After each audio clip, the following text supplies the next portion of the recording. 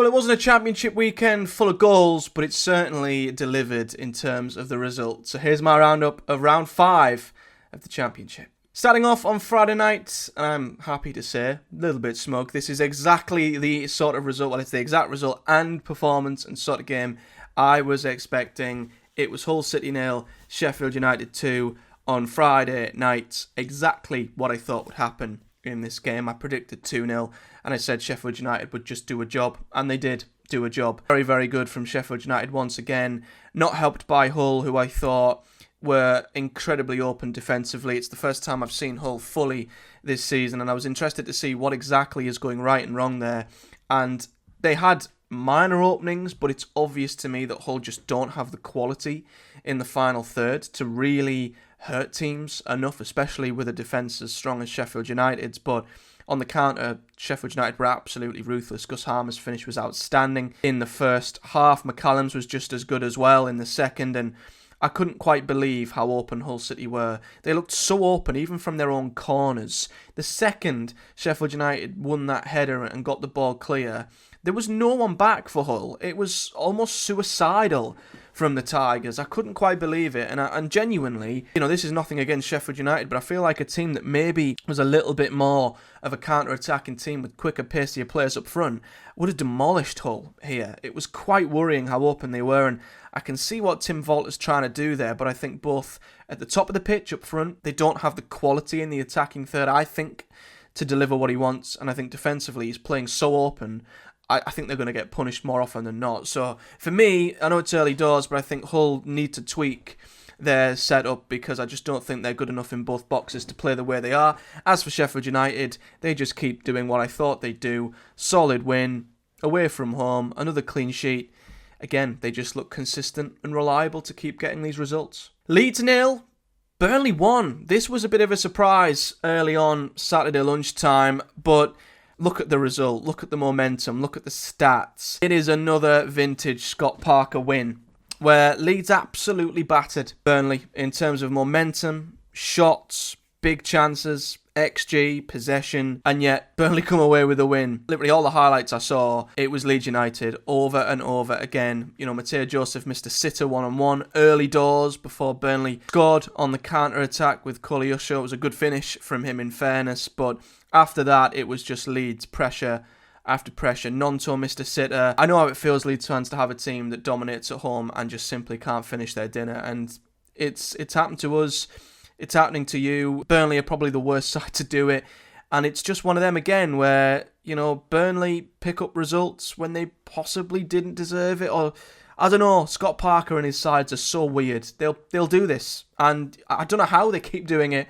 But it's a big win for Burnley. Not many teams will win at Ellen Road this season. And it took pretty much all the way until April, until Leeds lost at home last season in the Championship. And they've already lost home game this season, both in League and Cup, so a few worrying sides for them. I still think they'll be up there, but yeah, this is certainly a home defeat that will sting and one that Burnley will happily take. Millwall 0, Luton 1. Now, I said in my preview or prediction show before the weekend that this would be a huge test for Luton, and it would either go one or two ways, and I don't think it was about how they won this one. It was about the fact that they did. And it's such a big result for Luton because Millwall had started the season really, really well. And, to keep a clean sheet against them as well is no mean feat because they'd started the season quite good in front of goal. They'd scored plenty as well. So this, I don't think, can be understated enough how big of a result this is for Luton. And from what I saw, they did the job pretty much in the first half. Mengi scored. It was a good goal from him. Chong hit the post. And then after that, it was sort of defend, really. Millwall huffed and puffed second half. Kaminsky made some huge saves towards the end. But I think for me, for Luton, it was just about getting a win one way or the other. And doing it at the Den, I think, could be a huge boost for the Hatters. And I think it will give them so much confidence going forward. And it might now be the catalyst for Luton to kick on, and I think it all depends on how they back this up now. If they can back it up with another good performance next week, then this win isn't for nothing. If they revert back to what they were kind of doing before, then this result becomes a little bit meaningless. So it's all about how Luton follow this up for me, but it's a huge win for them. As for Millwall, they shouldn't let this bring them down too much. They've had a very, very good start, and listen, losing 1-0 to a relegated side might not look like all that bad of a result once the season's done. Oxford 1, Stoke 0. Managerless Stoke now with Stephen Schumacher leaving, and fair play to Oxford United. I thought they'd do it. I predicted they'd win, and they've went and done it. And it was, again, a really, really good performance from Oxford. And I've just got to hang my hat. Hang my hat to them. They've been fantastic at home, and they're going to give themselves such a chance if they keep playing like this. Now, I know Stoke are Stoke, and it was quite predictable they were going to drop a result like this, to be honest with you. One shot on target. It was a pretty feeble, poor day at the office for them. But Oxford can only beat what's in front of them. They can only take advantage of what's there. And for me, they were absolutely outstanding. Well worth the win. And they're proving people wrong. And credit to them. I know I had them in my bottom three. In my updated league predictions, I'd still be very intrigued to see what happens when we get into that winter period and fixtures start piling up. And their home form, might be what holds them up. If they lose that, what'll happen? But still, you can only commend Oxford for their outstanding start. They've done brilliantly well, and I really hope it continues for them. Blackburn 3, Bristol City 0. Oh dear, Bristol City, what is going on? Back-to-back 3-0 defeats on the road. Some shocking errors for the first two Blackburn goals specifically, handing them possession, and Blackburn duly took advantage. And I'm still a little bit sort of umming and ahhing on Blackburn. It's a great result once again for them, but they're just so clinical at the minute. They're ridiculously clinical. Every shot on target went in here. And I don't know how sustainable this is. I don't know how long this will last for Blackburn, but they're not going to care. They've, once again put in a fantastic performance at home. Clean sheet once again. Ahashi looks like an absolutely outstanding player who they've brought in. So yeah, I think there's a degree of this result that was certainly Bristol City being bad, handing Blackburn 2 of their 3 goals, but Blackburn can only keep doing what they're doing, and they're certainly making all that pre-season pessimism look really, really stupid now, and that's all down to the players they've brought in and John Eustace being an outstanding manager at this level. So I'm still not 100% certain Blackburn will maintain this. They simply can't maintain scoring with every single shot on target. It just isn't possible. They're doing what needs to be done right now, and fair play to them. As for Bristol City, yeah, there was a lot of optimism after the transfer window and Liam Manning, and I still think they'll make progress, but this is why I was holding off on them being playoff challengers, as were a lot of others. They've dropped 2 really bad away results in a row, and this is what Bristol City do. They're a streaky side. They have a run like this in them, and it doesn't seem like that's changing anytime soon. Derby 1, Cardiff 0. Another result I'm proud to say I predicted bang on, and it was a big game for Cardiff, and once again, they've failed. They've failed to get a result, and you've got to take into consideration Derby's home form, and that since last season in League One they've carried it over, and like Oxford it's going to be huge for them. They looked very, very good. They seem to be growing in confidence, Derby, from them early few games, and I think again like Oxford, if they can make Pride Park a fortress, they'll give themselves a giant chance of staying in the league this season. So fair play to them, created the better chances here. Got to have a shout out for the miss at the end by Adams. I mean, that's one of the worst misses you'll ever see in your life. He's lucky that Derby were already 1-0 up at that point and it didn't cost them in the end, although I think you'll still be having nightmares. So a great result for Derby. Cardiff, though, I said in my prediction show, coming back off the international break, it was a chance for them to reset and go again. And a win here would have maybe reassured fans that they're not relegation fodder. They're better than the position they're in. However, they've now lost to a team who they shouldn't be losing to, really. And this might reaffirm the worries and the concerns that maybe Cardiff are where they should be, and maybe they are going to be down there scrapping for their lives this season. It is a continuation of a really diabolical start, and I am starting to worry that they might be the next club to follow Preston and Stoke in pressing the panic button and potentially sacking their manager. I think Errol Bullitt could be on borrowed time if he doesn't win his next game. This is a crucial run of games coming up for Cardiff City. Boro 1, Preston 1. I don't want to talk about this game, to be honest. I did a whole Project Boro reviewing show on it. Go and check it out. But it was just Boro being Boro. Once again, I've got nothing else to say. 16 shots, 6 on target. The better side, the dominant side, again, failed to convert into a result. It's so frustrating that Boro can't convert good performances into results, and it's the same as last season. Exactly the same as last season. Home games against teams we should be beating, and we're not able to get the results. It cost us last year, it's costing us again, and we need to solve this problem ASAP, because we're dropping points we shouldn't have. We should have won every game this season, really, and we're our own worst enemy. We continue to be, and it's incredibly frustrating. Preston scored with their only shot on target. Same old for Boro, and we've just got to sort ourselves out. We've got to solve this conundrum quickly, otherwise we're going to be in for the same frustrating season where we are our own worst enemy. We're the ones who've cost ourselves playoffs. We need to sort it out ASAP. As for Preston, listen, they weren't great. I'm not going to pretend to say I was impressed by Preston. I think they took their goal really well. You're going to get chances at Boro because of our defence and the mistakes we make, but as frustrating as it was as a Boro fan, as a neutral, they managed the game exceptionally well. Second half, and it was a bit dirty at times, a lot of fouls, a lot of bookings. They come away with the point they wanted. Heckingbottom said pre-match he knew exactly how the game was going to go. And listen, Boro are unbearably predictable at the minute. So, you can completely see how the game was going to go. And I think his game plan was played to perfection. So, given their away form of late, I think they'll take this one as a very, very good point. Plymouth 3, Sunderland 2. Good God, this was the result of the weekend. I said in my prediction video, if Sunderland didn't beat Plymouth, I'd be astounded. And I'm astounded. But listen, I've said this every single video I've done for where I've discussed Sunderland in my league table predictions. I've said this numerous times, and I think Sunderland fans have just took this as a Boro fan who's just not happy about Sunderland being where they were. And I think if I was any other fan of any other club, they probably wouldn't have been as bothered. But I've said time and time again, this is the Championship.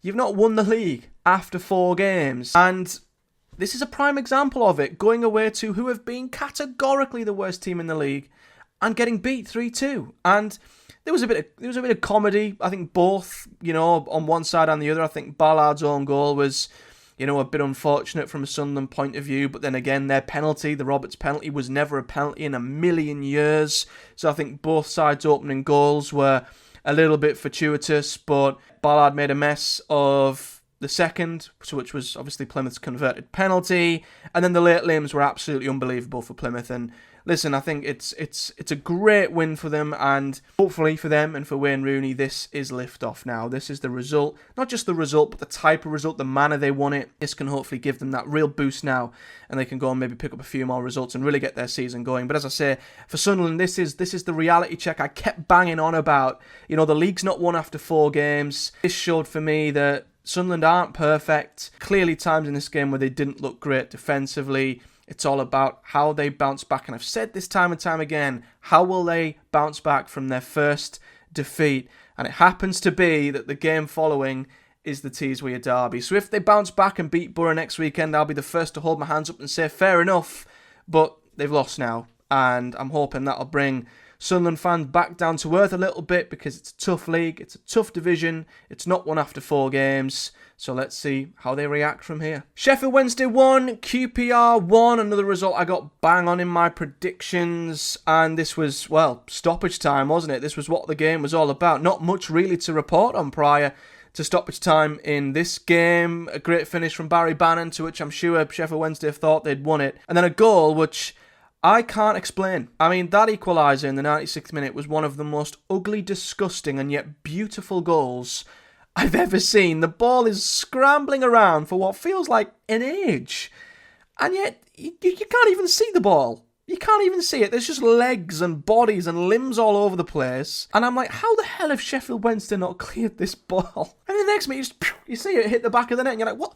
What on earth has just happened? It is one of the greatest goals ever seen. One of the most ugly goals ever seen. QPR will not care. Another good point on the road for them. Sheffield Wednesday, I mean, was it better from them here? It wasn't the greatest game, but I think they'll still carry a little bit of frustration. Yep, they've banished the defeats and the number of goals they were conceding prior, but still, they had a win in their back pocket here, and they let it slip in stoppage time in one of the worst ways possible. So I think this is definitely a better point for QPR than it is Wednesday. Swansea 1, Norwich 0. Very good win for Swansea this. I think Norwich will be wondering how on earth they didn't get anything from this game. I mean, from the highlights at least, the own goal looked a little bit unfortunate from a Norwich point of view, and albeit there wasn't shots on target galore in this game, Norwich looked like they had the better of the chances here. So I think, yeah, looking at this game, it wasn't the most eventful one, but I think my takeaway is that Swansea will absolutely snap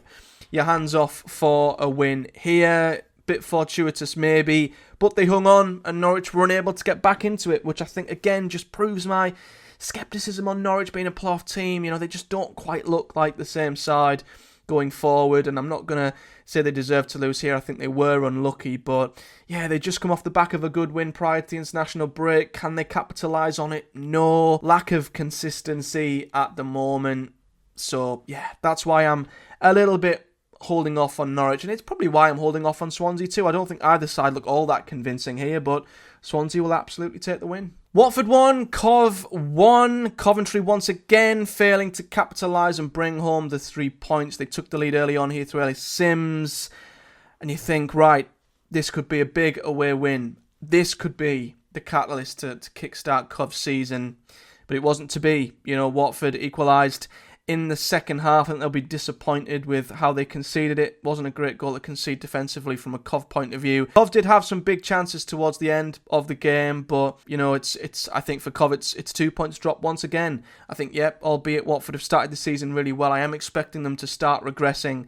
But still, this is a fantastic point for them against Coventry, and this is just another game that's passed Cov by where they've been unable to convert an opening goal into a win, not looked all that great defensively, and it just continues their stuttery start, which it simply needs to get going soon. And finally, on Sunday, Portsmouth 0, West Brom 3, and I cannot tell you how impressed I am by West Brom. Listen, I'm not going to read too much into Pompey. I'm not judging them yet at all. They've had a horrible start, and the 3 points they picked up in their opening 3 games was outstanding in itself. I'm not surprised that these really tough games and big teams they keep playing is sort of catching up with them. So I'm not going to judge Pompey yet until I see them play teams who are in and around them.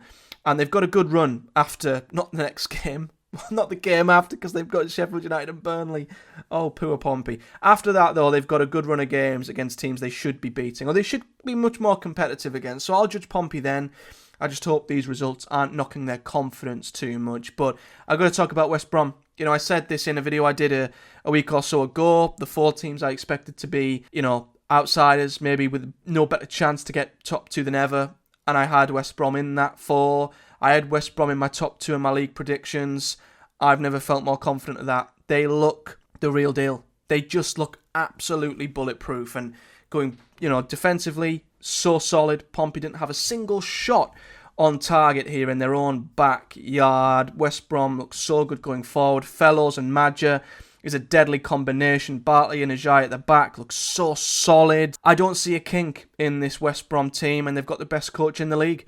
For me, pound for pound, the best coach in the league. I think they're just tactically so flexible and adaptable. I'd back Corberan to take this West Brom team to any ground, any away day this season and pick up points. And I also back them to make the Hawthorns a fortress too. My only concern is if Corberan was to get touted away to another job, maybe a lower-end Premier League job. I think they've got everything. They've proven last season they could comfortably get playoffs in what was an extremely tough championship.